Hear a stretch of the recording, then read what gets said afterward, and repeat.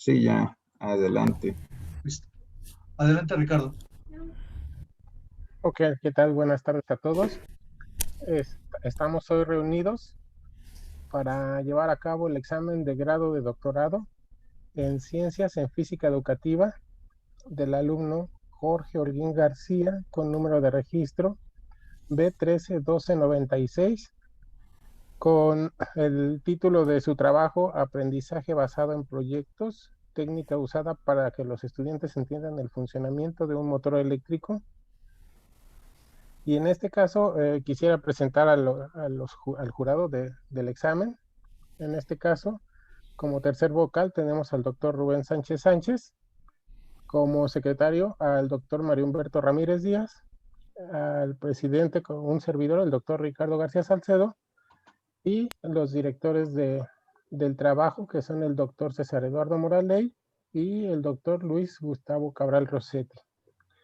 Entonces, Jorge, te vamos a pedir que nos presentes tu trabajo en alrededor de entre 30 y 40 minutos para posteriormente pasar a una sesión de preguntas y respuestas de parte de todos los sinodales, respuestas de parte tuya, y posteriormente te pediremos dejes un poco la sesión, unos minutos en lo que deliberamos y después ya te llamaremos para darte el veredicto. Ok. Estamos reunidos el día de hoy, que es 4 de noviembre del año 2020, y siendo las 12 horas para comenzar con tu presentación. Entonces, si nos hicieras el favor de comenzar, por favor, muchas gracias. Sí, cómo no, muchas gracias. Igual yo creo todos, si podemos silenciar nuestros micrófonos, Sí, y claro. nada más queda Jorge, ¿no?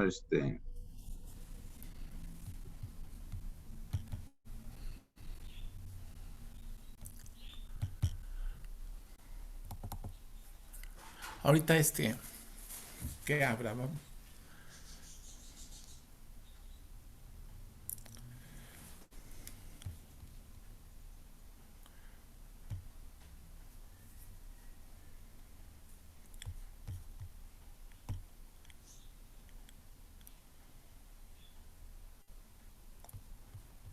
Eterno.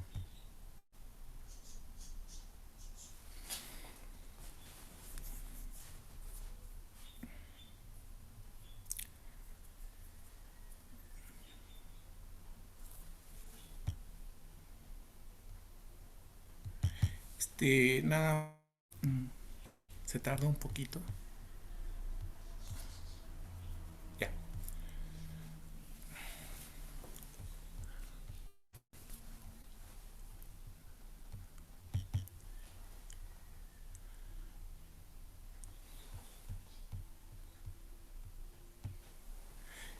¿Ven mi pantalla? Sí, claro. Buenas tardes. ¿Sí me escuchan? ¿Me escuchan? Sí, sí te escuchamos, Jorge, pero nada más vemos ahí el archivo sin abrir. Aún no vemos la presentación de PowerPoint. Acuérdate que esto comparte pantallas, ¿no? Y no vemos todavía la Ah, pantalla de la presentación. estoy estoy compartiendo la pantalla. Sí, pero quizá no la presentación. Sí, Revisa no, donde... mira, deja de compartir A y ver, vuelve a entrar y comparte la presentación. Así ya resuelves el problema. Porque estamos viendo ahí nada más tu explorador, tu USB con el archivo de tesis octubre. ok. Entonces ahorita ya ven todo normal. Vuelvo a Claro, compartir. sí. Y comparte ya nada más la pura presentación PowerPoint y ya. Ok.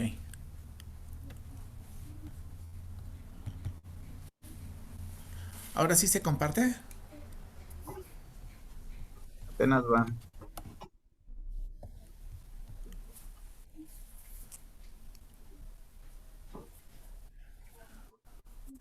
¿Ya se está compartiendo mi pantalla? Sí, ya está compartiendo. Nada más ponlo en forma de presentación y ya, ¿no?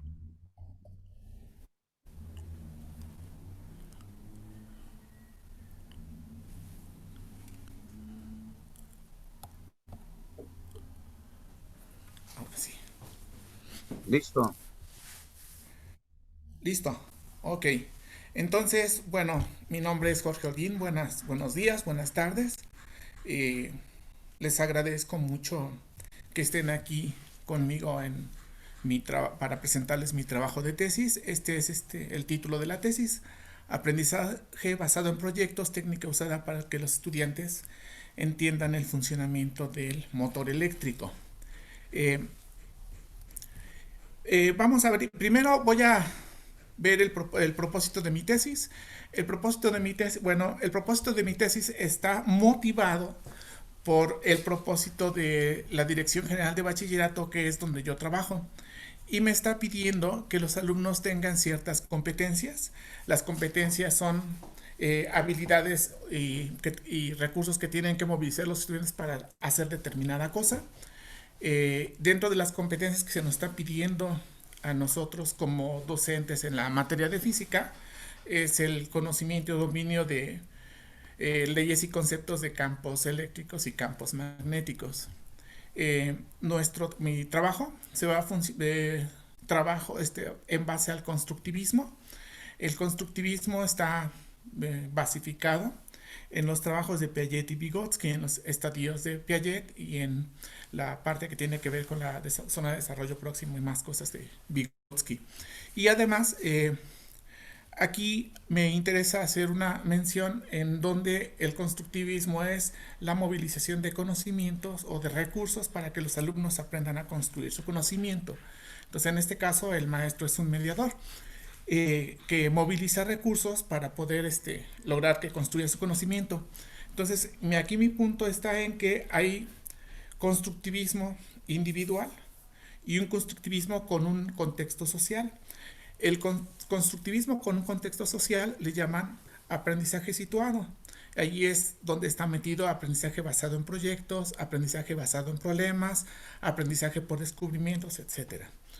Entonces, los sujetos son alumnos de 16, 17, 18 años que tienen un pensamiento lógico deductivo bastante maduro de acuerdo a los estadios de Piaget y son capaces de hacer un análisis metacognitivo, tienen posibilidades de profundizar en el conocimiento. De acuerdo a los modelos de Ausubel, los sujetos ya tienen sus modelos más madurados para la explicación de fenómenos y se pueden ser sometidos a pruebas para que ellos los cambien, los modifiquen o de plano los fortalezcan. La elección que decidí hacer de acuerdo a todos estos puntos es utilizar campos eléctricos y campos magnéticos. Aquí propongo campos y nada más. La propuesta de trabajo es utilizar el PBL, que son las iniciales en inglés del aprendizaje basado en proyectos, y decidí utilizar PBL como iniciales para distinguirlo de aprendizaje basado en problemas, que es ABP, con las mismas iniciales. El por qué utilizo esta propuesta, pues es porque busco la manera de que promuevan la metacognición los alumnos, promover en ellos el pensamiento crítico y promover en ellos el pensamiento postformal, que Arnett nos propone que el pensamiento postformal es un estadio todavía superior en la idea de los estadios de Piaget, un estadio más elevado en donde son capaces de hacer un pensamiento más dialéctico. ¿Por qué el PBL? ¿Para qué el PBL, perdón? Pues para que el alumno, el estudiante, explique el motor eléctrico buscando modificar sus conceptos previos. ¿Cómo lo va a hacer? Pues por medio de un andamiaje cognitivo, considerando los estilos de aprendizaje. Entonces aquí en este lado se van a crear andamiajes cognitivos para que los alumnos vayan construyendo su conocimiento, tomando en cuenta que pues pueden aprender con 3 estilos distintos: visual, kinestésico, auditivo. Entonces mi pregunta de investigación es: ¿cuál es la diferencia entre el ABP o PBL y el aprendizaje por objetivos? Y aquí quiero hacer una aclaración: que aprendizaje por objetivos sigue siendo la misma movilización de recursos para que el alumno construya su conocimiento, pero en forma individual, y el PBL sería en un contexto de equipo, de trabajo más social. Una pregunta adicional es: ¿cómo se desarrollaría el trabajo en equipo dentro de Entonces, mi hipótesis de trabajo es el PBL es mejor que el aprendizaje por objetivos. Entonces, a partir de mi hipótesis, voy a plantearme los siguientes objetivos. Primer objetivo es implementar el PBL. Siguiente objetivo, hacer un test y luego pilotearlo. Siguiente objetivo, aplicar un cuestionario. Y siguiente test, buscar las diferencias entre el cuestionario siempre y cuando el cuestionario sea aplicado previamente y posteriormente. Buscar las diferencias entre esos. Hacer una investigación del trabajo en equipo. ¿Cómo lo vamos a hacer? ¿O cómo lo hago? Pues voy a hacer una investigación cuantitativa semi-experimental con un test a 2 grupos, uno con PBL y uno con APO. Una investigación experimental de un pre-test y un post-test. Una investigación cualitativa de observación no participante. Y por último, a largo plazo voy a hacer una investigación cualitativa en una entrevista también, pero ahí sería participante. La metodología. La metodología consiste en aplicar el PBL, hacer el diseño de la investigación, utilizar un grupo PBL y un grupo de testigo, un grupo de aprendizaje por objetivos que vamos a abreviar APO, o testigo, o de contraste. Un par de grupos, uno PBL y uno testigo en la mañana, y un PBL y un testigo en la tarde, 2 turnos. Va a haber un grupo adicional de la tarde que vamos a utilizar como reserva para pilotear un examen. Los sujetos son alumnos de entre 17, 18, 19 años que viven en un contexto social bajo. Sus papás clase media baja, algunos de ellos tienen que trabajar, tienen bastantes problemas de ciertas adicciones, pero un porcentaje bajo, pero relevante. En el contexto geográfico, el plantel y la escuela se encuentra en una zona oriente de la ciudad, en una zona medio marginada, en la mera orilla de la ciudad de San Juan del Río. La ciudad de San Juan del Río es la segunda ciudad del estado de Querétaro, y les decía que socialmente pues está considerado como un nivel social bajo, clase media baja. La recogida de datos van a ser 3 experimentos, uno de pre-test, post-test, y ahí se va a recoger para encontrar las diferencias entre lo que contestan antes y después de la actividad, un test para comparar el APO con el ABPBL y un análisis de un desarrollo de trabajo de equipo PBL. Posteriormente vamos a hacer un test, lo vamos a crear un test a partir del banco de reactivos del Einstein y del Hewitt, que están referenciados ahí en la tesis, y con el grupo que decía adicional de la tarde, pues vamos a pilotear pilotea pues esas preguntas. Sobre el PBL. El PBL tiene 3 soportes, está descansando sobre 3 pilares. El primero es el escenario. El escenario es las características del proyecto y cómo va a funcionar el proyecto, la delimitación y las cualidades y toda la claridad que tiene que tener el alumno para hacer el proyecto. El estudiante, que es el que moviliza los conocimientos para poder hacer el proyecto, y el docente, que funciona como facilitador en este caso, para irle a agregar elementos para que pueda resolver el proyecto. El proyecto en sí va a consistir en hacer una conferencia para alumnos de secundaria, en donde se les va a explicar cómo funciona el motor eléctrico a partir de 3 canales de comunicación: el auditivo, el visual y el de tacto. Una propuesta, este es un protocolo porque estoy proponiendo un protocolo para aplicar el PBL, y vienen los siguientes pasos. Los pasos que voy a marcar en este paso es exclusivo del docente, y todos los pasos que aparezcan que vengan después de una flecha negra son de maestro. Si viene de una flecha gris, es una actividad exclusiva del alumno, y si viene la combinación de una flecha negra con una gris, pues sería de los dos. En este caso, una actividad del maestro sería elegir el tema. Una actividad del maestro, el paso 2, considerar el contexto de los estudiantes, elegir los elementos de ese contexto para poder trabajar. El paso 4, también una actividad exclusiva del docente, hacer los objetivos. El paso 5, actividad del docente, formar los equipos de trabajo. Esta es una actividad de los alumnos que consiste en asignarse los roles de trabajo y la forma de evaluarse entre ellos. El paso 6 es una actividad que corresponde al docente y al alumno, por eso la flecha así, y consiste en plantear el proyecto. Ahí se va a plantear el proyecto al alumno, el alumno va a pedir, va a preguntar lo que no queda claro y va a haber una retroalimentación continua. En el siguiente también es un paso que corresponde a los dos, al maestro y al alumno. Consiste en proveer los elementos para la consecución del proyecto. El siguiente paso, el paso 8, consiste en crear espacios de trabajo, espacios físicos, espacios temporales y espacios virtuales. Aquí debe de haber una retroalimentación continua y una evaluación formativa para ver cómo están avanzando los proyectos, cómo se está trabajando, y esto nos hace regresar otra vez al paso 8 para crear otra vez espacios de trabajo.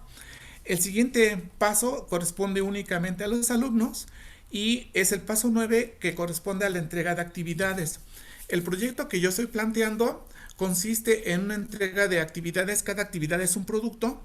Tenemos unos 8 productos más o menos, y de todos los productos ellos tienen que armar su conferencia.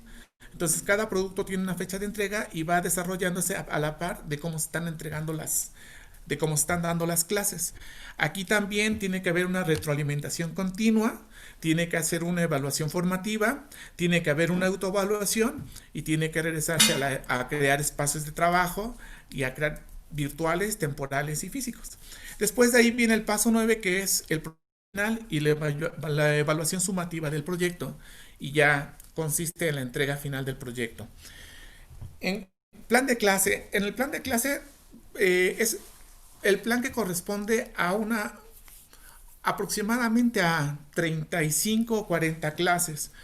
Entonces, cada puntito rojo que aparezca va a ser un producto que van a entregar y los temas van a aparecer ahí marcados. El primer tema es el de cargas y fuerza de Coulomb, y ahí van a entregar un proyecto. El producto. El primer producto que van a entregar es una gráfica que se está entregando en colaboración con la maestra de matemáticas. La maestra de matemáticas están viendo funciones y nosotros vemos la función de la ley de Coulomb y la vemos como f igual a alguna constante sobre r cuadrada, y empiezan a hacer la gráfica. Después se entregan otro producto. El otro producto consiste en hacer cada determinada distancia sobre el eje de las abscisas. Se va a hacer una flecha como si fuera una gráfica de barras hasta la altura de la gráfica, y se van a guardar esas gráficas. El siguiente tema es campo eléctrico. Del campo eléctrico ellos van a formar el campo eléctrico con las flechas que sacaron del anterior sobre un papel con flechas del tamaño que indicaba la gráfica anterior, y van a hacer su campo de un punto con una carga puntual, y van a hacer su campo radial. A su vez, ellos hacen una práctica en donde ven los campos. Es una práctica con un generador de Van der Graaf y 2 electrodos, y se le hace pasar una diferencia de potencial y se notan los campos, se visualizan con semillas de té.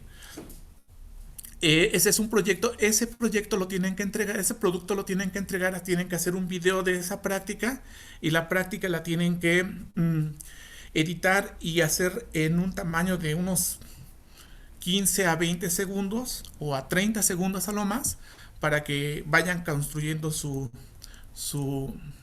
producto final.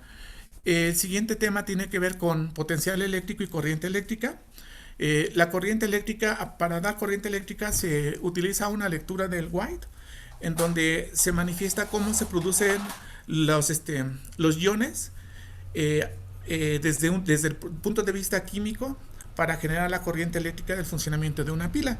Entonces ahí se hace una lectura comentada, paso por paso se va leyendo casi renglón por renglón, se detiene al alumno y se empieza a hacer comentarios, para que ellos vayan creando una imagen de cómo se está creando el proceso de la creación de iones y finalmente la corriente eléctrica. y tienen que hacer un proyecto de ahí, y el proyecto es la animación de esas ideas. Ahí venía un proyecto adicional que tenía que ver con el potencial eléctrico, y ahí viene lo de la pila, este es el de la pila. Después de ahí viene el tema siguiente, que es la ley de Ohm, resistencias en serie, resistencias en paralelo, que tiene que ver con la currícula que estamos viendo, pero que no lo contemplamos para el proyecto. Y después viene la parte que tiene que ver con campos. Ahí hay un producto. El producto consiste en escanear el campo magnético de un imán, que ellos eligen el imán y se escanea por diferentes cortes, diferentes superficies que se hacen cortes por medio de cartulinas, y van escaneando para que ellos en tercera dimensión puedan hacer un modelo del campo eléctrico. Después se ve el tema de Ørsted, del imán. Se ve la regla de la mano derecha para encontrar el producto cruz de vectores. Del producto cruz también hay un producto. El producto es mostrar o evidenciar qué es el producto cruz. Y por último viene la fuerza de Lorentz. Y de la fuerza de Lorentz también se hace una práctica, y de la práctica se entrega un producto que es una edición de un video en algunos segundos. Y con eso termina la parte para la entrega del producto, y ya es la explicación del motor eléctrico, cómo funciona, utilizando la fuerza de Lorentz y todo lo demás. Entonces, y el producto final, que es la entrega de la competencia. Este es el proyecto final. El motor eléctrico, he puesto aquí esquemáticamente una espira imbuida en un campo magnético con las dos terminales de un imán, el polo, perdón, es que está bajando esta parte. Hay un campo eléctrico, hay un polo norte y un polo sur. Ahí metimos una espira en forma rectangular, tiene una altura, tiene una base, y aquí estoy marcando pues dos fuerzas. El mismo esquema lo estoy poniendo acá, pero con tres vistas. En la A está visto por arriba, en la B estoy viéndolo de 3/4, y en la C estoy viéndolo de perfil, y lo estoy poniendo medio girado para que sea general todo. En estas podemos ver que hay cuatro fuerzas: una fuerza para arriba, una fuerza para abajo en este caso, aquí una fuerza que entra a la pantalla y una que sale a la pantalla. Son cuatro fuerzas. Vamos a analizar las cuatro fuerzas. De la fuerza de Lorentz tenemos esta expresión, que su módulo sería este. Vamos a ver primero las fuerzas 3 y 4. Las fuerzas 3 y 4 pues difieren en 180 grados su ubicación, su dirección. Entonces se cumple con esta expresión. Entonces la fuerza 3 y la fuerza 4 pues son iguales y de sentido contrario. La espira tiene posibilidades de giro en el eje de simetría, que está perpendicular al campo magnético. Entonces estas dos fuerzas no hacen nada más que empujar para afuera mutuamente y se cancelan. No hay posibilidades de giro. En el caso de las fuerzas 1 y 2 se da otra vez lo mismo, pero el ángulo es perpendicular al campo. Entonces, y el seno ya no está expresado porque seno de 90 grados. Tenemos ahí pues el valor del campo, de la fuerza para los dos casos. Uno es el negativo del otro, pero tomamos en cuenta que la velocidad es distancia sobre tiempo, pero la distancia es la base de la espira sobre el tiempo. Sustituimos acá, y tomando en cuenta que la carga del tiempo es la corriente, pues tenemos nuestra fuerza en términos de corriente y de campo eléctrico y del ancho de la base de la espira. A partir de acá vamos a calcular la torca, porque estas fuerzas sí pueden hacer girar. Dijimos que el eje de giro es el eje de simetría de la espira, que es perpendicular al campo magnético. Entonces ahí sí hay una torca. La torca la podemos calcular de aquí. La distancia sería esta que está acá. Sería A por el seno del ángulo entre 2, donde A es la altura de la espira. Y encontramos la torca, la contribución de la fuerza 1 y de la fuerza 2. La torca va a ser esa que está ahí marcada, donde la A mayúscula representa el área de la espira. Si la espira si hacemos que hagan muchas espiras, pues entonces nada más haría aquí un factor n, el número de espiras, y ya con eso tenemos el funcionamiento del motor a través de la torca. Los instrumentos que voy a utilizar, habíamos dicho que era un pretest, un posttest, y empezamos con ese. ¿Cómo se desarrolló el instrumento? A partir de la literatura que estábamos viendo acerca de preconceptos, literatura de papers y libros. Pozo me ayudó bastante. Entonces tenemos esta pregunta. Esta es una pregunta sacada de ahí y referenciada en la tesis. Tenemos una esfera de madera que está colgada y cargada positivamente, y tenemos un imán con su polo norte pegado ahí. La pregunta es, ¿qué pasa? La segunda pregunta es, tengo dos cubos cargados en la situación 1, cubo 1 y cubo 2. Los cubos se atraen. Por otro lado, vuelvo a tener un cubo, el mismo cubo 1, pero ahora con un cubo 3. Los cubos se atraen. La pregunta es, ¿qué pasa ahora? La tercera pregunta es, ¿podría un astronauta atraer clavos con un imán en la Luna? Y la tercera pregunta es similar, pero ahora con un paño frotado que sí puede traer unicel que estén depositados en el suelo de la Luna, con un globo frotado con un paño. La quinta pregunta de este cuestionario es, ¿cómo te explicas que puedan a distancia los clavos ser atraídos por un imán, o las partículas como los clips y todo eso atraídos por un imán sin necesidad de tocarlos? Ese es mi test para hacer pretest y posttest, un cuestionario para que ellos se contesten. Por otro lado, hago mi test. Mi segundo instrumento es un test en donde te hago 3 preguntas de la ley de Coulomb, 3 preguntas de campo eléctrico, 3 preguntas de la pila, 3 preguntas de la ley de Ohm, 3 preguntas de campo magnético y 3 preguntas de la fuerza de Lorentz.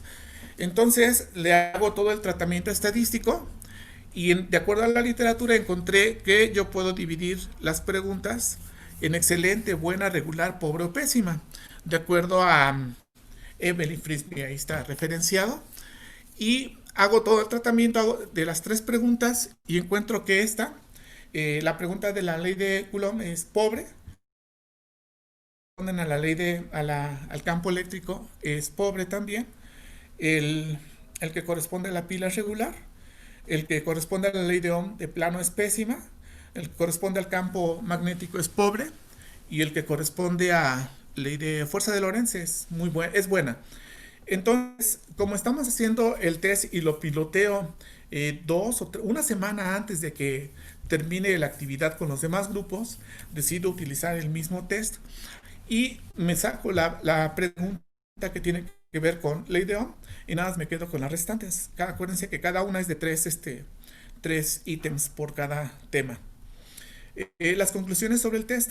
Después de aplicar el test a los estudiantes, tenemos las respuestas. El grupo en rojo corresponde al PBL y en azul está en control. Este es para el turno de la tarde.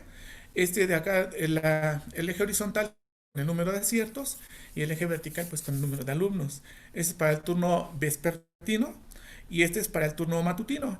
Con eso encontré que más de la mitad de aciertos del turno matutino tienen 41.9%, contestó más de la mitad de aciertos bien.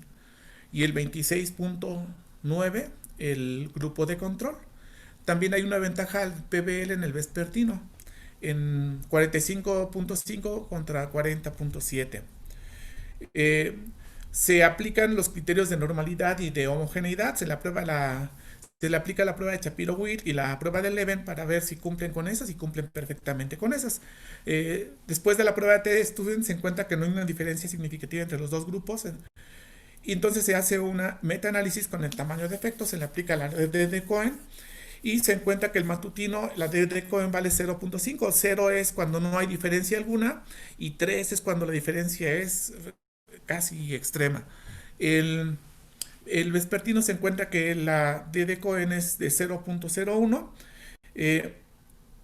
y Merino y Soto me plantea que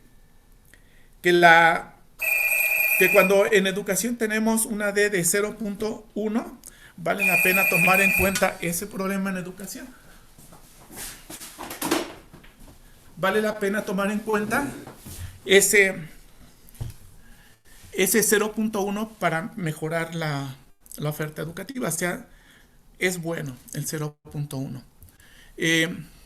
Conclusiones en el pretest y posttest. En esta pregunta, aumenta la percepción de que el imán atrae el cuerpo cargado. Este aumento es menor en el PBL. O sea, hay una ligera ventaja en PBL, pero no es muy halagador. En este caso aumenta el porcentaje de estudiantes que contestan que se repelen a favor del PBL. Están los porcentajes. La idea de que las fuerzas de atracción de los imanes no dependen de si está o no en la Luna o en la Tierra se hace más significativo en los grupos PBL. Del otro lado, el porcentaje de estudiantes que piensan que la idea errónea aumenta en los grupos de control, mientras que los de tratamiento ABP disminuye. Y por último, aumenta el porcentaje de estudiantes que piensan en términos de fuerzas a distancia u ondas magnéticas. Los grupos PBL en todos los casos observa que aumenta la percepción de que son las cargas.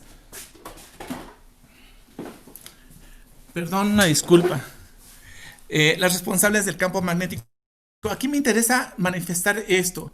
El libro de Possum acerca de los preconceptos nos indicaba que mucha gente piensa que las fuerzas de atracción de los imanes tiene que haber intermedio algo, un medio material, por ejemplo aire. Y aquí se supera esa idea en ambos grupos, en los de control y en los de PBL. Para el caso de trabajo en equipo, los alumnos se organizaron en un grupo de WhatsApp y un grupo de ellos me regaló su historial. Entonces ellos no sabían que iba yo a utilizar su historial. Y como no sabían que iba a utilizar su historial, entonces tenía yo, esta es una observación no participante. Este es el historial. Me dieron todo el historial desde el segundo producto hasta el penúltimo producto. Entonces este es un ejemplo de la observación que hago. A partir de aquí encuentro esta evidencia y hay para poder ver cómo trabaja en equipo encuentro lo siguiente. Hay evidencia de que el WhatsApp se utiliza para convocatorias, para compartir información, para repasar temas vistos en clase o complementarlos. Es un espacio de diálogo, de discusión, de catarsis y de participación. Se evidencia que se cumplen con los roles de trabajo. Los alumnos reciben un rol de trabajo en donde a cada uno se les asigna qué es lo que deben de hacer. Tú vas a ser el líder, tú vas a ser secretario, tú vas a ser abogado del diablo, tú vas a ser medidor del tiempo, tú vas a ser reportero. Cada uno tiene un rol de trabajo. La conclusión es que hay armonía en el trabajo dentro de sus roles. El docente es un mediador también en este espacio. Se recomienda el uso de las redes sociales para el trabajo en equipo. Los resultados de la entrevista. Se hace una entrevista de investigación y se hace una pregunta de investigaciones. ¿Qué tan significativa es la diferencia en el uso del ABP contra el aprendizaje por objetivos a largo plazo? Ya a 2 años, 3 años de actividad. Cabe resaltar que esta actividad la hice durante varios años y se me ocurrió preguntarle a un grupo, a unas personas que tenían 3 años después de haber llevado la actividad. Se convocaron por medio del Face y del Face contestaron 2 personas de un grupo PBL y se les hizo una entrevista.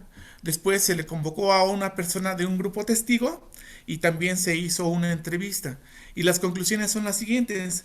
No se percibe diferencia entre ambos métodos a largo plazo. Llama la atención el carácter reflexivo de una entrevistada de PBL. ¿Es consecuencia de la técnica ABP o no lo es? Ese se queda abierto. Lo que sigue es, hay evidencia de que el concepto erróneo de que es necesario un medio material para que la fuerza funcione a distancia, también se supera con los 2 métodos. Y las conclusiones finales: hay una diferencia cuantitativa apreciable en el tamaño del efecto a favor del PBL. También en lo de pretest, post-test, también se nota una diferencia. En el trabajo dice, se aprecia un cambio cualitativo favorable en el preconcepto referente a que se necesita un medio material para que funcione la fuerza a distancia. Durante la actividad de PBL, los estudiantes crean estrategias de trabajo en redes sociales.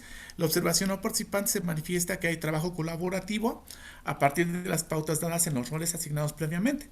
Se muestra la importancia de la planeación docente, la asignación democrática de roles y la retroalimentación continua. A largo plazo, después de 3 años, no se observa cualitativamente una diferencia entre ambos métodos, pero queda abierta la posibilidad de un estudio más profundo al respecto. Hay una propuesta de aplicación de PBL por medio de 10 pasos, lo que estoy proponiendo, y también estoy proponiendo una propuesta de test para el tema de electromagnetismo que pues es a partir de los textos que he referido y está por pilotearse más a ver qué tanto se puede hacer. Ahí se queda como propuesta de trabajo. Este es todo. Muchas gracias y para servirles. Bueno, muchas gracias, Jorge. Gracias por ajustarte al tiempo que te solicitamos. Y bueno, vamos a empezar con las participaciones de cada uno de los sinodales.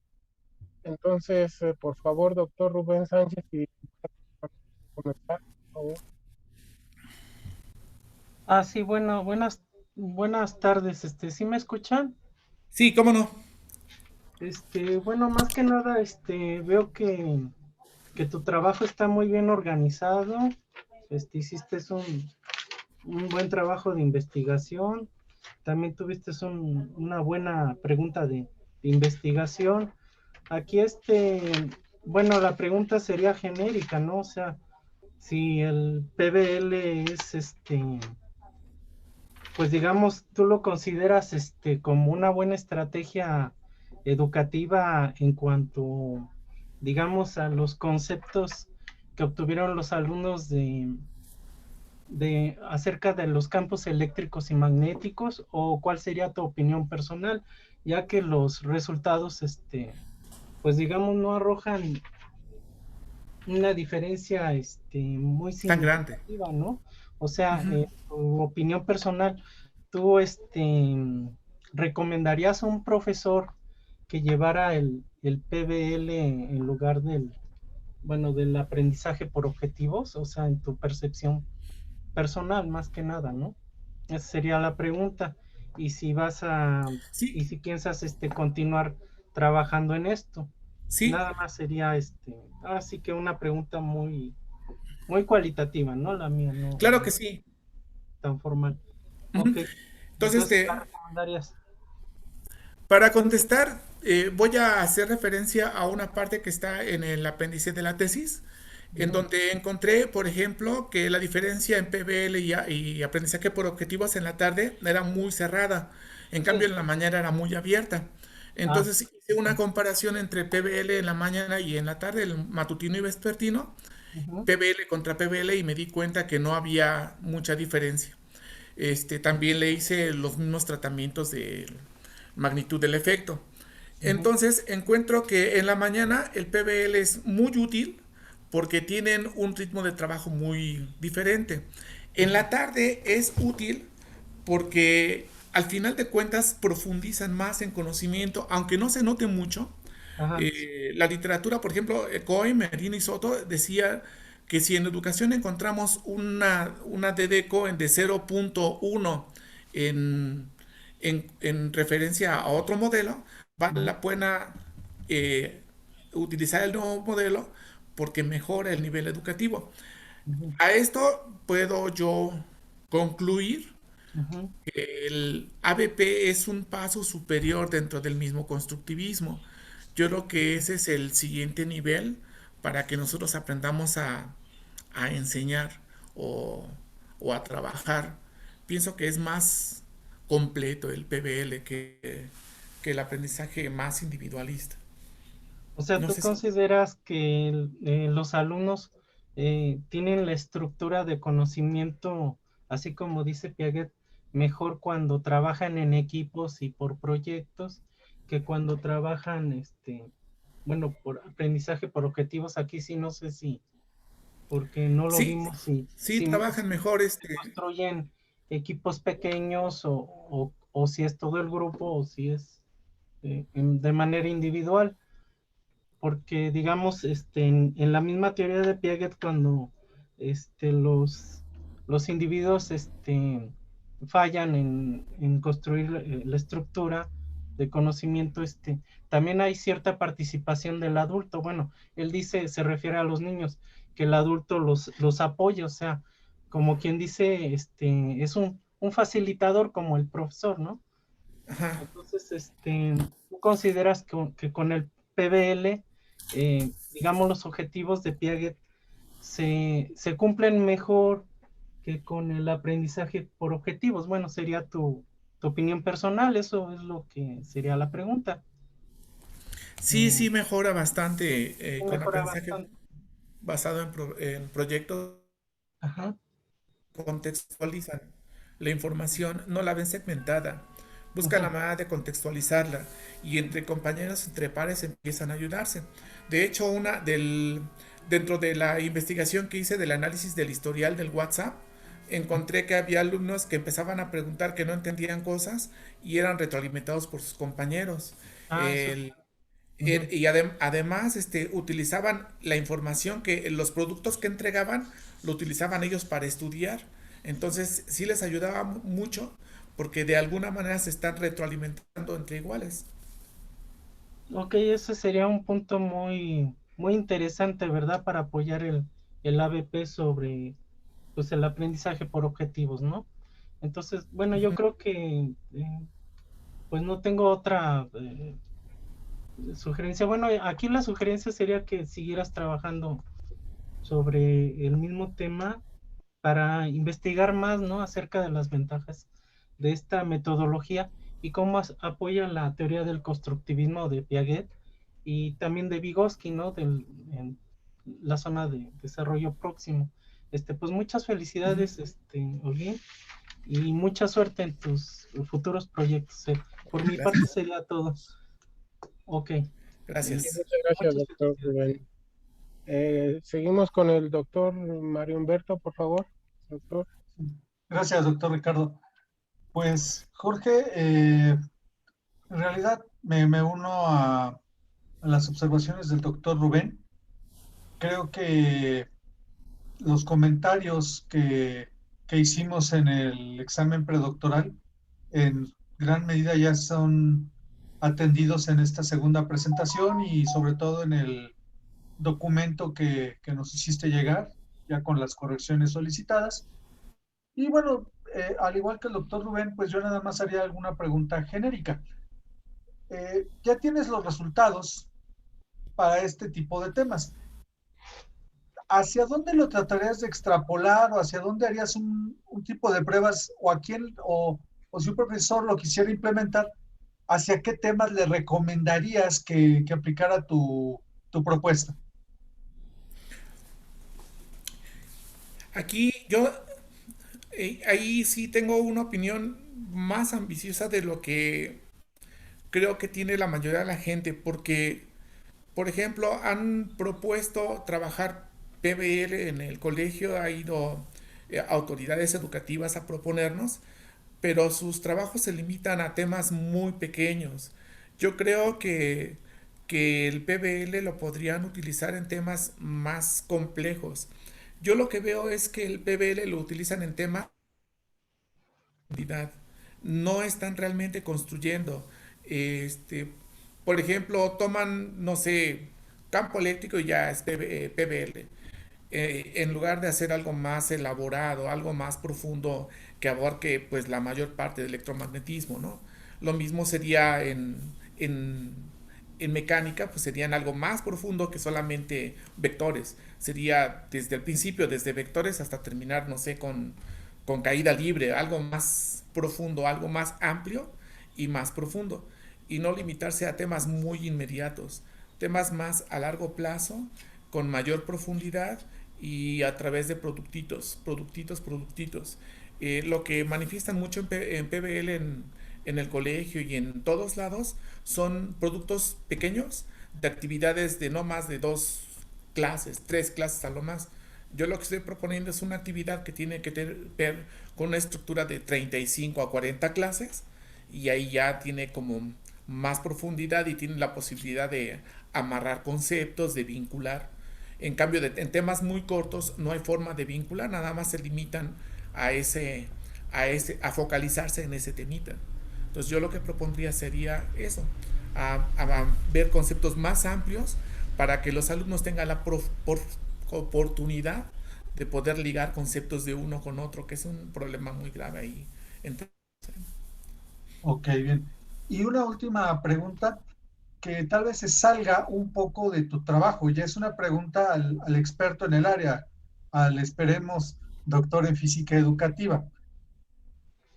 Tu propuesta, al igual que muchas o que prácticamente todas las que hay en el mercado, por decirle de alguna manera, pues van a tener que adaptarse a esta nueva realidad que nos ha traído el trabajar en modalidad a distancia.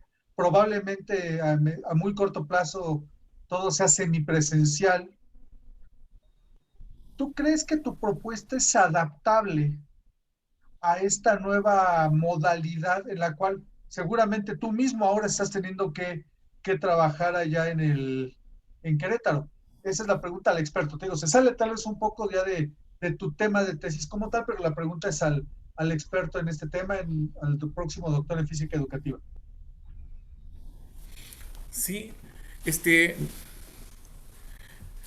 yo entiendo que la pregunta es si funciona a modalidad a distancia la técnica, ¿no? ¿Entiendes así? Bueno, no, evidentemente no me podría responder si funciona o no porque no la estás probando, sino si sería Ajá. susceptible de que ¿Cuál es hubiera tu una opinión? adaptación o ciertos cambios, poderlo pasar a esta modalidad. Ah, ok. Sí, yo tengo algunas observaciones acerca de este modelo. En este modelo, por ejemplo, en la literatura que he encontrado, Díaz Barriga propone mucho, hace mucho énfasis en el acompañamiento de parte del docente, en el trabajo a lo largo de todo el procedimiento, del proceso. Hace mucho hincapié en que el docente es un mediador, que tiene que estar cocheando todo el tiempo, que tiene que estar apoyando, que tiene que estar incluso hasta creando andamios cognitivos al momento para que los alumnos vayan trabajando. Entonces, si uno quiere hacer esto en una modalidad virtual, lo que tiene uno es que estar más al pendiente de lo que están haciendo. Entonces tendríamos que vincularnos, tendría que haber un vínculo más continuo, más de no de diario, estar censando diario para ver cómo están avanzando, para que funcionara bien el trabajo. No dejarlo tan a lo largo. Tendría que haber un censo, un, un acercamiento muy continuo.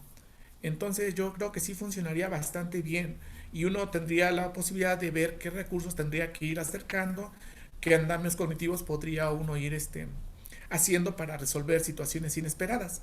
Pero sí me interesa mucho que esta cosa se aplique, pero en forma continua, con con comunicación continua. Sí, no sé si me haga entender. Sí, sí, claro. Pues bueno, te agradezco las respuestas. Te felicito por terminar este proceso que con altas y bajas, pues ya, hoy estamos concluyendo, igual a tus directores, porque pues es un trabajo en equipo. Y por mi parte sería todo, doctor Ricardo, adelante. Muy bien, muchas gracias. Jorge, me voy a permitir hacer preguntas ahora yo para dejar al final a tus sinodales. No sé si empezar por lo bueno o por lo malo. Bueno, la primera que te voy a hacer es, si tú revisaste el WhatsApp del grupo, te lo mandaron, supongo que al mandártelo, tuviste cierto grado de aprobación, pero quizá a lo mejor fue de alguno o de todos. Eso me gustaría saber si todo el mundo aprobó que te lo mandaran para poder analizarlo. Ah, ok. Este, primero quiero, voy a contextualizar bien el del estudio del WhatsApp. Eh, nosotros, yo quería estar trabajando con ellos continuamente, pero ellos pensé que se reunían los fines de semana.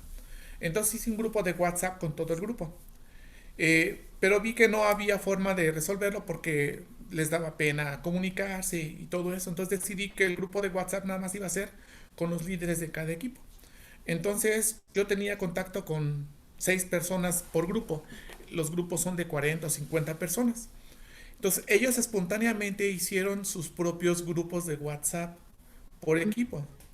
Ellos no sabían, ellos no me iban a dar nada. Simplemente alguien, ni siquiera yo sabía de la existencia de esos grupos. Entonces yo vi uno de los grupos que estaban comunicando y vi que varios estaban comunicando por WhatsApp y les pedí que si me obsequiaban los diálogos de WhatsApp. Me obsequiaron dos. Uno de ellos ya no lo encontré porque me lo dieron, pero estaba como borroso, como... Entonces lo deseché.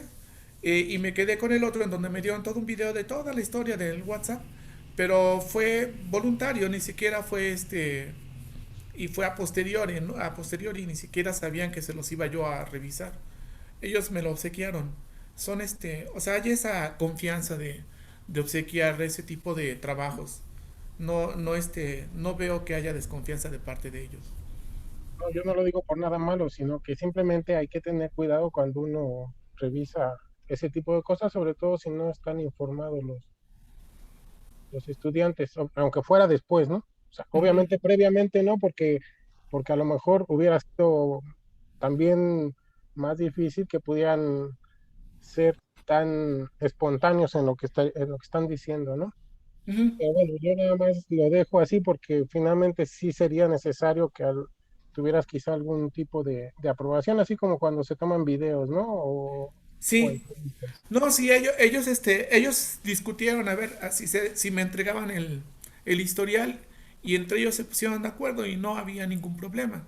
De hecho, todavía me comunico con ellos por medio del Face y jugamos un rato al respecto, ¿no? Ujú. La otra, ya lo tienes, es una fuente grande de información que te lleva a ti a poder dar conclusiones cualitativas, ¿sí?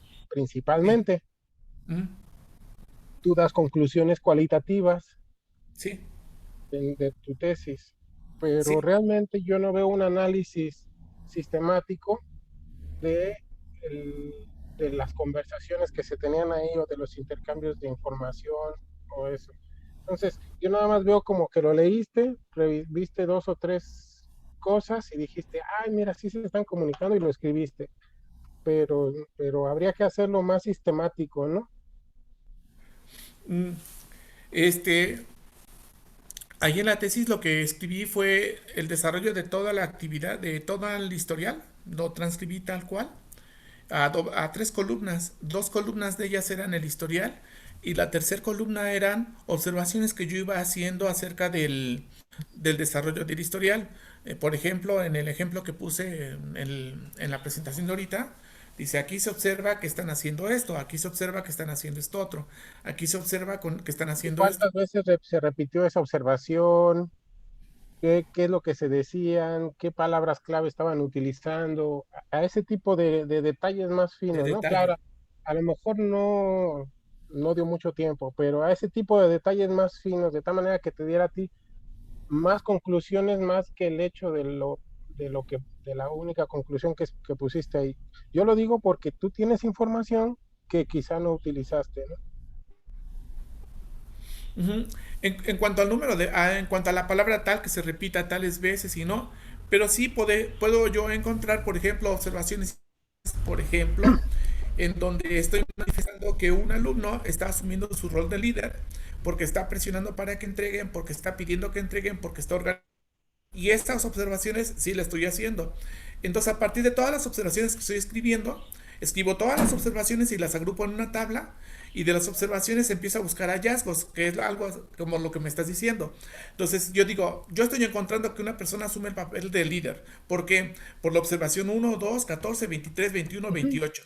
Ahí me está garantizando de que esta persona utiliza la función de líder. A eso le llamo hallazgos. Entonces encuentro como 7 hallazgos en donde los hallazgos los voy soportando con las observaciones, pero no con una observación, sino con varias observaciones. Por ejemplo, y luego pongo hallazgo, hay evidencia de que un alumno no participa porque no hay ningún WhatsApp de él, pero se comunica a través de otras personas y pongo las observaciones de donde está comunicando. Entonces, tal así como tú dices, tal palabra, tal de todas las observaciones hago un análisis y digo, ah, mira, encontré que este alumno lo está considerando como, como el abogado del diablo, pero él no asume su rol. Entonces, ¿en dónde? En la observación tal, en la observación tal y en la observación tal se le pide el trabajo y no reacciona o no capacita. Pero con eso estoy yo viendo cuáles son mis, ¿cómo se dice? Cuáles son mis hallazgos que estoy encontrando y lo estoy sustentando en las observaciones que estoy haciendo. Pero yo me voy más allá, no nada más a esas observaciones sí están claras, pero me voy más allá hacia las observaciones de la comprensión de los temas, ¿no? A ver si hay quizá un tipo de instrucción entre ellos mismos, ¿no? De si se están diciendo las cosas correctamente o no. A eso voy. que no vi, pero que sí sería bueno que en algún momento pudieras incluso analizar, ya no para el trabajo este de tesis, pero sí para algún trabajo futuro, ¿no? Eh, bueno, lo consideraría, sí consideraría eso para un trabajo posterior, porque aquí lo que me estás diciendo es que tengo que complementar Ujú. la observación que estoy haciendo con el trabajo en clase para ver cómo están trabajando un equipo en clase para tener una información más completa de lo que está haciendo. En este Exactamente. caso, lo único que estoy haciendo pues es la observación a un participante y ahí tengo una información no completa, tengo una información bastante pues incompleta, la tengo incompleta, no la Claro. tengo completa, entonces haría falta hacer una complementación con el trabajo que está haciendo en el aula y con los productos que están entregando para contrastar o para complementar con la observación del WhatsApp. Entonces ahorita nada más me limité a la parte del WhatsApp. Sí, pero además me lleva a que el análisis del test sí pudieras haber aplicado quizá algunas pruebas un poco más sistemáticas que te llevaran a ti a dar conclusiones más contundentes y que la relacionaras con eso sobre la comprensión de los conceptos involucrados en tu secuencia, en tu trabajo, ¿no? Es decir, analizar los tests con tantas pruebas que hay. No te voy a decir nombres, pero hay muchísimas pruebas en las que tú pudiste haber analizado desde el punto de vista conceptual al grupo y a los estudiantes en forma individual. Ujú. Sí, aquí la limitante que tuve es que, por ejemplo, el historial me lo obsequiaron como 2 meses después de que acabó la actividad. Entonces ahí sí, No, pero tiene los tests. Ah, ok. Me refiero a los tests, al análisis de los tests. Ah, ok. Y quizá No, después hacer una correlación entre lo que tú estás viendo en el WhatsApp y el resultado de tal estudiante en cuanto al test, sí. al Ujú. test. Ujú. Sí, a Y ya eso me empezar a refiero. contestar el. Ah, Ujú. ok. No, La otra, en la presentación yo no vi tiempos, tú describiste bastante bien la secuencia, describiste muy bien el aprendizaje basado en proyectos, pero no vi tiempos, no vi cuánto tiempo te llevó cada actividad, no vi tiempo total, no vi esas cosas que son importantes para alguien que pudiera ver eventualmente este video en YouTube, que quizá no es- tenga acceso a tu tesis, ¿no? ok. Sí. Pues toda la actividad en general se llevó de 35 a 40 clases. Entonces, en promedio había temas que sí se llevaban 10 sesiones. Y además en la tesis van las correcciones. Entonces, en una sesión estaba programada tal cosa, pero sucedió tal cosa, entonces tuvo que hacer el ajuste para que se viera qué es lo que se iba dando en la sesión, ¿no? Lo único que sí puedo decir, manifestar rápido, fueron de 35 a 40 clases en todas las actividades. ¿De Y cuánto, ¿Mm? de cuánto, de una hora? Son sesiones de 1 hora. Tenía 5 sesiones a la semana. Y la quinta sesión de la semana la utilizaba para actividades en equipo. Entonces tenía 4 sesiones frente a grupo y una sesión de trabajo en equipo en el aula. Entonces, siempre la cuarta sesión, la quinta sesión se utilizó para trabajo en equipo. Entonces, aún así se utilizaban las 35 sesiones en clases normales y pues se utilizaban unas 7 u 8 sesiones de trabajo en equipo de la clase para el equipo. Ok, muchas gracias. ¿No? Y ahora sí viene lo bueno, o sea, hemos insistido muchas veces entre el cuerpo académico que quien enseña física debe de saber física. Sí, Y en este momento yo no revisé la parte esta en tu trabajo, pero con la presentación que tú diste de cómo conceptos básicos de cómo funciona un motor, comenzando desde la ley de Coulomb hasta terminando con la fuerza de Lorentz, a mí me parece bastante interesante y me parece que todas las tesis de nuestros estudiantes de maestría y de física, de doctorado de física educativa deberían de tenerlo y por esta parte yo te felicito porque eso me refleja a mí que tú estás enseñando los conceptos de manera adecuada, ¿no? Porque tú los conoces. ok, gracias. Bueno, por mi parte es todo. Le doy la palabra al doctor Luis Cabral. Por favor, doctor. Muchas gracias, doctor. Bueno, para empezar, a Jorge, felicidades por el trabajo y gracias por hacer caso de las diferentes observaciones que se te hicieron en su momento para hacer un cambio de, yo creo que prácticamente todo de lo que nos habías presentado inicialmente y de tener esta versión mejorada. Eh, yo básicamente tengo una observación, pregunta, que está creo que de la mano con las observaciones del doctor Ricardo García. A mí la parte que me ha preocupado es la parte cuando enseñaste, creo que le llamas la secuencia, creo, donde aparecían estos puntitos rojos que te daban pequeños trabajos que ellos realizaban. Ya lo habíamos discutido, pero creo que es el momento de poderlo hacer porque eh, cuando uno escribe una tesis, ¿sí me oyes? Sí, sí, Sí. lo que pasa es que se vino un aire muy fuerte y está haciendo mucho ruido aquí afuera. Permítame. Perdón. Ya. Es que se vino un Cuando, aironazo muy fuerte. bien, cuando uno escribe una tesis de grado, uno esperaría, como decía el doctor Rubén Sánchez, que hubiera continuación. Seguramente tú vas a seguir trabajando en esta área y mejorándolo. Y mi observación va directamente sobre lo que hiciste con los alumnos. Y de hecho es una observación crítica sobre tu trabajo.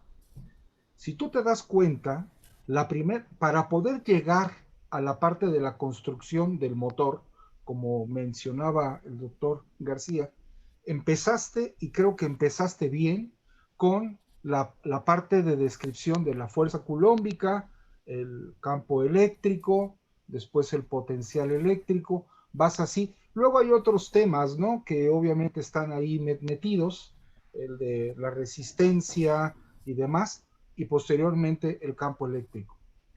Yo lo que creo que para que uno pueda tener las suficientes bases metodológicas y teóricas como para poder decir realmente esta metodología está funcionando bien, uno debería de haber explicado de manera pareja los dos conceptos fundamentales que están metidos: campo y fuerza eléctrica, campo y fuerza magnética. Y me parece que no fue así.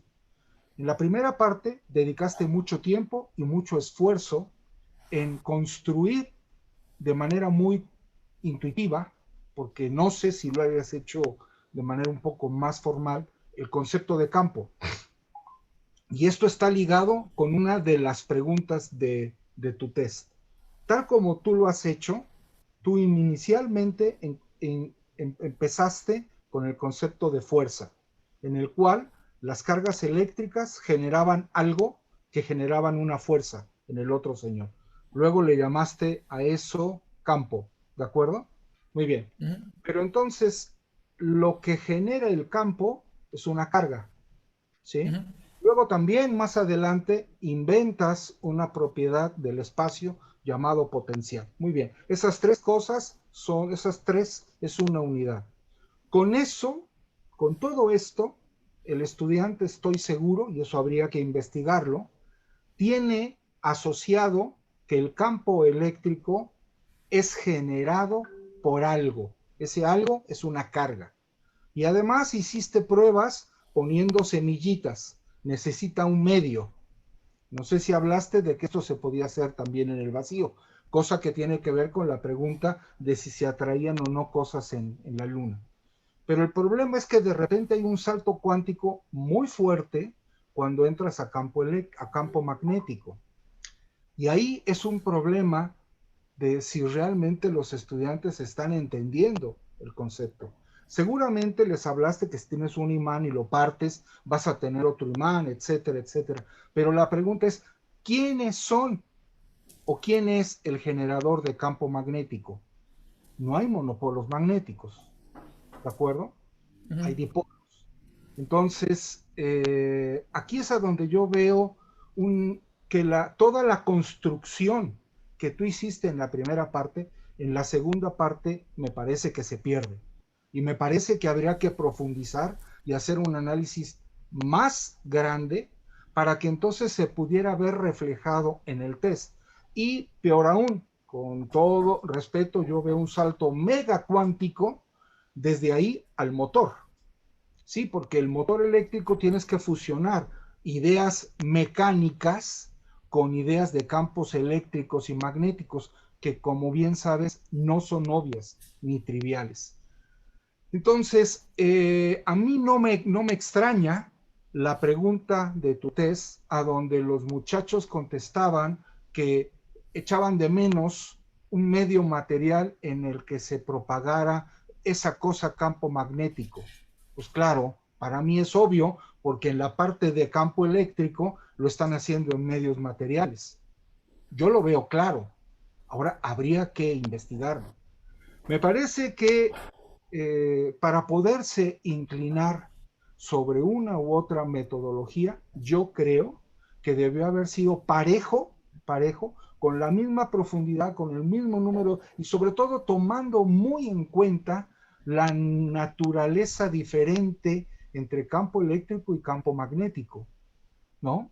Hablar de las espiras, en fin, no sé si hiciste esto, pero me parece a mí que con lo que hiciste, creo que con mucho tiempo y demás en la primera parte, la segunda parte para mí le faltó más horas para realmente llegar hasta la última. Pues bueno, creo que las 45, 50 horas que dedicaste probablemente se necesitaban más. Y en ese sentido es que yo ligo la pregunta con la que hace el doctor Ricardo García. Para poder verlo reflejado en la conversación de WhatsApp, para verlo reflejado en las respuestas en los test, me parece que debió haberse fortalecido mucho más y haberse hecho un análisis más profundo de lo que es el campo magnético a ese nivel, ¿sí? Y hacer la verdadera aclaración en que la fuente y sumidero de un campo eléctrico no tiene que ver con un campo magnético, ¿no? Son cosas diferentes, ¿no? Y que esa diferencia sí tenía que verlo, ¿no? No sé qué opines o qué me puedes decir al respecto. Bueno, yo quería trabajar de una manera distinta. Entonces, por ejemplo, al principio, el campo eléctrico se va construyendo a partir de las cargas y todo lo demás. Entonces, el campo eléctrico generado o por un cuerpo cargado. Después, cuando llegué a la parte de campo magnético, pues ahora lo común es lo que se me hizo natural o lo que veo natural es, ahora vean, este es un campo, pero este campo es producido por un imán y se les muestra el campo, no se les dice que lo produce, simplemente el imán está teniendo un campo y este campo es campo distinto al campo eléctrico. A partir de que empiezan a tener una relación, empiezan a reconocer los efectos del imán como un campo, ya que conocen eso, entonces ahora esa es la introducción para que ellos vean que existe un campo. Y a partir de ahí empieza uno a trabajar, bueno, yo empiezo a trabajar con la corriente que pasa a través de un alambre y les muestro un video, también está referenciado en la tesis, en donde se ve el campo alrededor de un alambre circular. Después doblo el alambre y les hago una espira alrededor de una espira. Después les hago el solenoide y les muestro el campo sobre un solenoide. Todo eso, pues utilizo muchos recursos para que ellos vayan viendo todo lo que está pasando, qué es lo que genera el campo. Y después ya trabajan con lo que es dominios y lo que significa que un material genere su campo a partir de la idea de dominios, o comparándolo con un solenoide en donde tengo un polo norte, un polo sur y que los campos magnéticos son distintos a los campos eléctricos. Es la forma en que he abordado el tema, porque pues he estado buscando la manera de abordarlo de otra manera, pero se me hace más didáctico, bueno, se me hace didáctico, no sé si sea lo correcto, se me hace didáctico que primero les presento una idea impactante, por ejemplo, el campo como algo impactante para que tomen interés, y a partir de que toman interés, pues ahora sí los llevo a la idea de cómo se va construyendo el campo a través de un alambre, a través de una espira y de un solenoide, y ya ellos vayan medio entendiendo qué genera el campo magnético. Pero esa es la idea que se me hizo didáctica. Porque si a partir del solenoide empezaba yo a explicar lo que era campo eléctrico, para ellos se me hacía más dificultoso que ellos lo vieran como un campo adicional al campo eléctrico. Entonces, mejor decidí que esa era la parte más didáctica. No sé si esté en lo correcto, pero yo estaba buscando la manera de saber qué es lo que podían ellos pensar, qué ocurría dentro de sus propios modelos, que son lo que conocen, es el campo magnético, no conocen más. Ya han hecho prácticas en secundaria sobre campo magnético y ya lo han hecho muchas veces. Entonces la pregunta es, ¿qué lo causa? Entonces a partir del conocimiento del campo, pues entonces voy viendo qué es lo que lo causa. Y por esa razón decidí utilizar esa estrategia. Pero supongo que sí debe de haber estrategias diferentes. Pero no las he Pongo, contemplado. te Pero vale la propongo pena que contemplarlas. pienses algo. Te propongo que pienses algo como estrategia. Te Ajá. propongo que lo pienses como relatividad especial. Lo había pensado así, pero lo voy a considerar. Yo creo que sí valdría la pena pensar, Claro, considerarlo. claro. Porque no hay pretexto. Sí tienen profundidad cognitiva para poder entenderlo. Sí lo Aquí tienen, te no vas a hay. meter en una bronca fuerte, ¿no? Ajá. Porque si tú te paras en la carga en movimiento, ¿no? Lo que vas a estar midiendo en ese marco de referencia es campo eléctrico. En cambio, fuera vas a tener un campo magnético. Va a haber muchas paradojas, ¿sí? Sí, Pero pues me me tengo que ir parece, con el purcell de la mano, ¿no? bueno, no sé, probablemente, Ajá. pero, eh, o sea, ¿qué es más didáctico? Una cosa u otra, no sé, habría que probar entre una u otra, pero Ujú. um, igual con otro grupo hacer experimentos, porque si mi pregunta también quedó, en el primer test, cuando tienes una bola de madera cargada y le acercas un imán, si estás con esta argumentación de campos, pues yo sí esperaría que la gente dijera, se va a mover o no, es un Claro, campo. claro. Yo no tendría ningún problema, pero si haces la verdadera aclaración y diferencia entre campo eléctrico y campo magnético, explicando las fuentes, ¿no? de dicho campo, probablemente la respuesta hubiera sido otra. Entonces, todo esto para concluir, resumo en que me parece que definitivamente este trabajo debe tener continuación. Hay muchas cosas que todavía quedan en el tintero para seguir investigando y seguir trabajando. Felicidades de nuevo, Ujú. Jorge. Y es todo por mi parte. Ok, gracias. Entonces, Muchas gracias, doctor.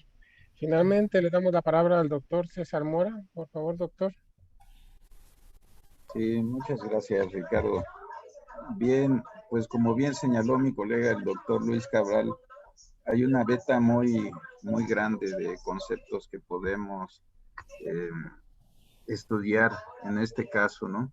Mi pregunta entonces sería en ese sentido, Jorge, ¿qué viene después de la investigación que has hecho?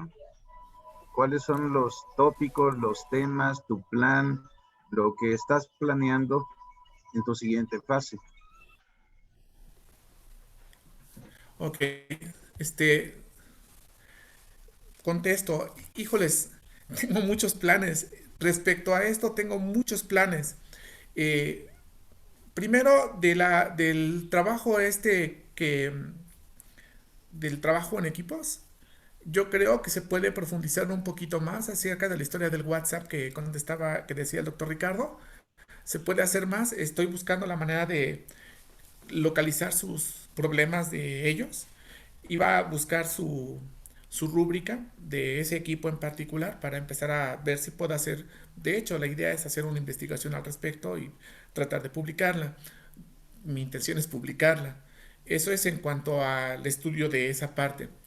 Por otro lado, me quedó la espinita del proyecto, de lo que dice el doctor Luis y de lo que me dicen ustedes, en donde yo veo que hay una dificultad en particular en electromagnetismo, pero en general en todo en física, pero en electromagnetismo estamos luchando contra una educación muy muy rala, muy pobre en física. O sea, mis compañeros docentes de todo el colegio de bachilleres, que el colegio de bachilleres abarca la mitad del estado en cuanto a educación media superior, es muy pobre exigen muy poquito a los alumnos. Entonces yo estaba pensando pues varias cosas. Número uno, publicar hacer una publicación sobre trabajo en equipo. Número dos, hacer una investigación de cómo está mi escuela y hacer un test, fortalecer el test que estaba en la tesis para hacer un estudio más amplio en el estado y ver qué saben los alumnos, lo que pueden saber. Estoy pensando organizar una serie de videos que tienen que ver con esto justamente, que le llamé Física 180, pero tiene que ver con el puro COVAC y pienso ver si puedo sacarlo más allá. COVAC es un sistema muy grande en el estado. Yo creo que pues es el es el más importante de educación media superior del estado.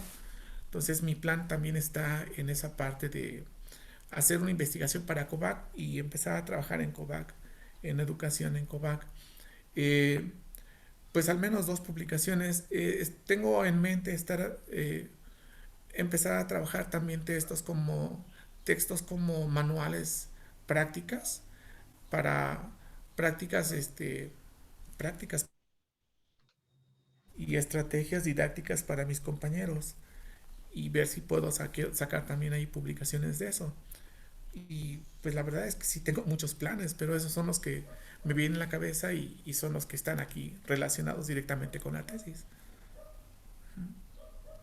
Bien, es muy importante lo que tú quieres hacer como docente, ¿no? Y cómo puedes impactar a tus estudiantes. Sinceramente a mí me hubiera gustado ser uno de tus estudiantes, ¿no? Y poder probar este tipo de metodologías y ver algunos experimentos y hacer discusiones sobre cuestiones del campo eléctrico, magnético, ¿no? ¿Por qué no existen los monopolos magnéticos, ¿no? Si teóricamente los puede haber o qué dificultades hay en la experimentación. Ese tipo de cuestiones luego llegan a motivar y a emocionarles a los jóvenes, ¿no? Y se llegan a meter y algunos pueden llegar a terminar siendo físicos, ¿no? Es algo muy interesante. Pero ahora va mi pregunta en otro sentido. Imagínate, Jorge, está bien eso que quieres hacer, un paper, escribir unas prácticas, etcétera, ¿no? Pero fíjate que ahí tu rango de acción va a ser tu grupo, quizá ahí tu plantel. ¿Qué pasaría si tú fueras, por ejemplo, el director del sistema Cobach o el secretario de Educación Pública de Querétaro, o es más, el secretario de Educación Pública de México? ¿Qué harías tú en especial ahora que has hecho esta pequeña investigación para poder modificar eso que nos has dicho, ¿no? De la pobreza de conceptos físicos, de la dificultad que hay en el sistema? Que tú tuvieras así el poder en tu mano para hacer algo más allá, ¿qué acciones tomarías? Mira, primero voy a contestarte con un comentario y una actividad que estoy haciendo.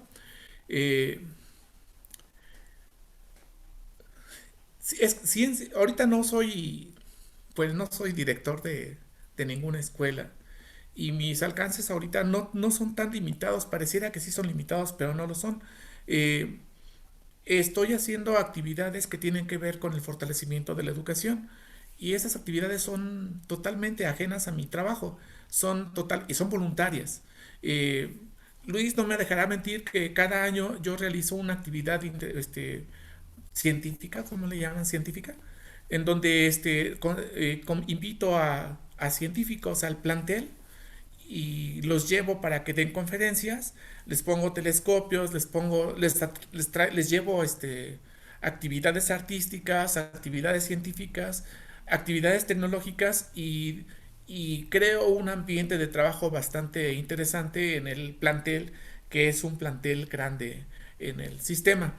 Ahorita estoy tratando de llevarlo a un nivel más alto y trato de involucrar a 3 o 4 planteles para que eso sea a nivel muchos planteles.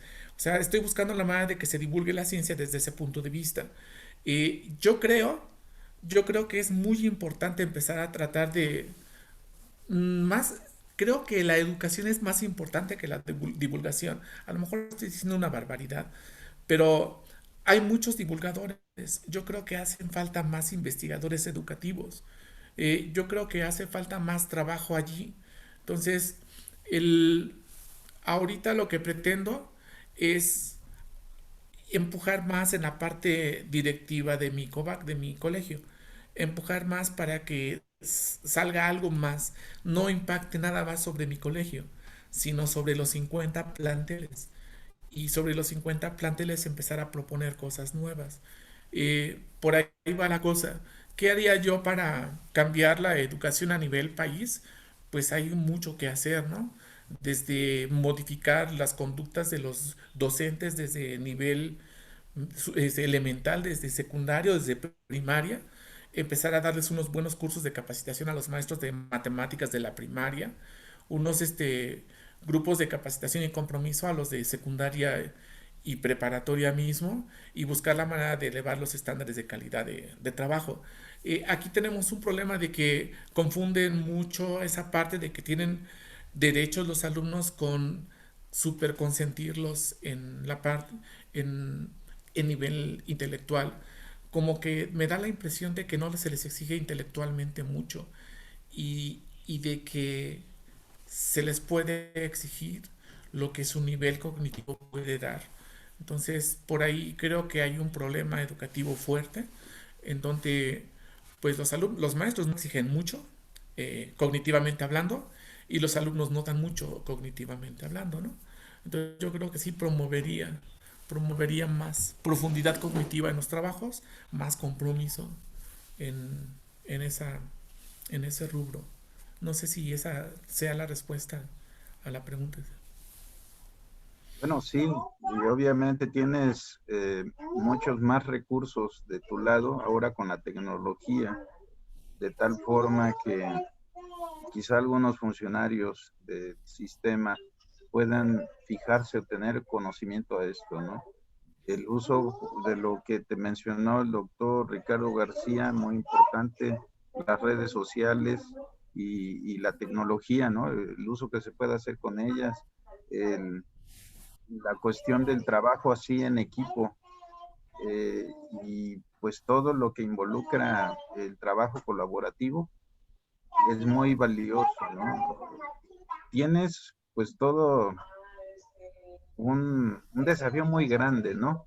Y de que un solo profesor, nada más uno solo, puede llegar a influenciar a generaciones, a todo un sistema, puede ser, ¿no? Pero ello requiere mucho trabajo, mucha dedicación. Puede haber profesores que quieran obtener un grado académico y decir, bueno, ya lo voy a colgar aquí en mi estudio, ya lo logré, ahora pues esperar que me jubilen, pero tenemos en la actualidad una serie de retos que se han venido a la educación nacional muy grandes, ¿no? Sí.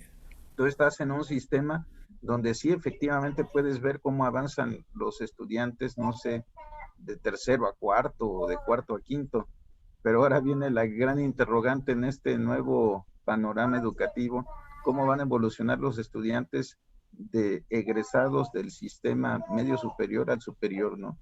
O de la secundaria